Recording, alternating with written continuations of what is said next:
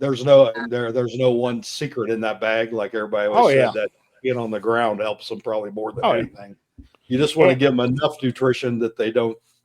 You can tell a bird that's not fed correctly by their feathering, because they'll oh yeah. get those stress marks and all that. So Mhm. I think what we've talked about on here a couple of times, and I was talking over the weekend, some of the problem with in the old days, the birds would molt and they'd molt everything. They'd be naked. Oh yeah.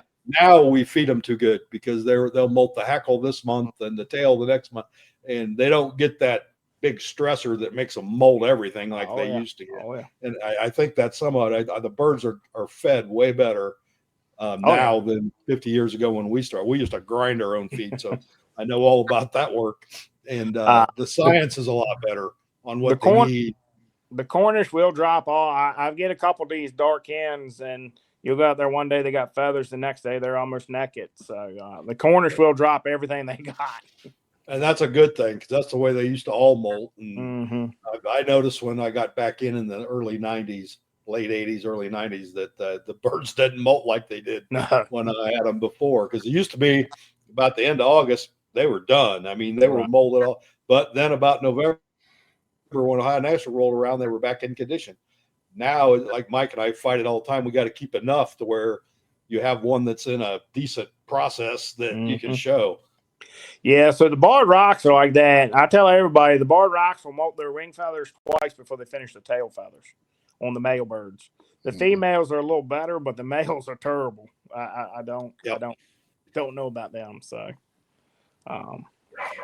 but now the chickens, I believe in letting them run loose. We've always done that with the game chickens when I was a kid.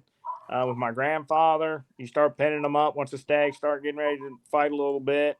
I do that with the white rocks. I tend to pin up the bantams a little quicker than I do anything else, just because they like to get dirty.